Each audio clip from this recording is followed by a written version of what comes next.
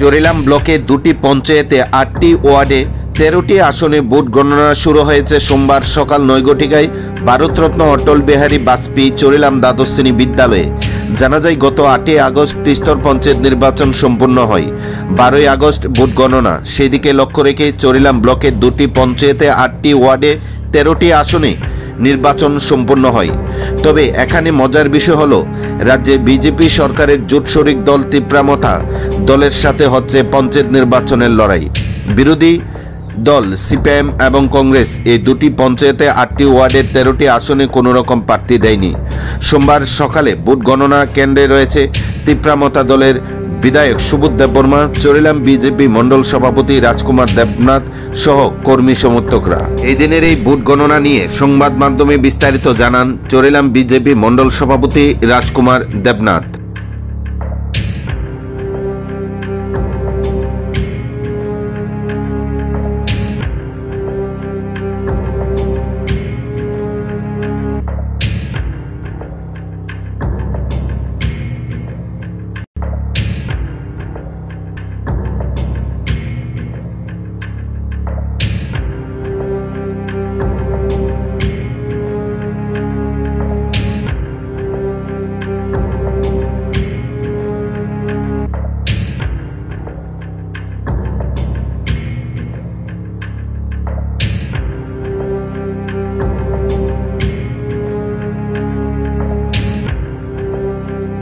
Charilam RD ব্লকের আপনারা জানেন দুটো পঞ্চায়েতে ৮টি ওয়ার্ডে ১৩টি আসনে নির্বাচন হয়েছে এবং আজকে গণনা শুরু হয়েছে।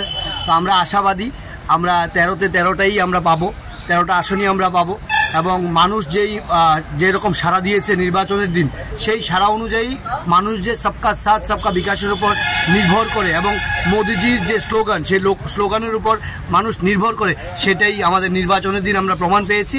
আর যেটা ফলস্বরূপ আজকে নির্বাচন গণনার পর সেটা ফলপ্রসূ হবে। কোন জায়গায় গণনা হচ্ছে? আজকে চরিলাম দ্বাদশ শ্রেণী স্কুলে গণনা হচ্ছে। ইলেকশন তো হারবো, একজন জিতবে একজন হারবো। আপনারা সবাই জানেন এখানে যে লড়াইটা হচ্ছে সেটা ফ্রেন্ডশিপ লড়াই হচ্ছে।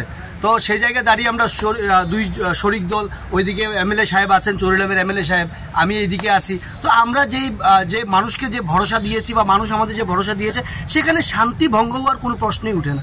ঠিক আছে, যেই জিতবে আনন্দ উল্লাসের মাধ্যমেই আমাদের আগামী দিন যে টার্গেট মানুষের জন্য কাজ করা সেটা আমরা করে যাব।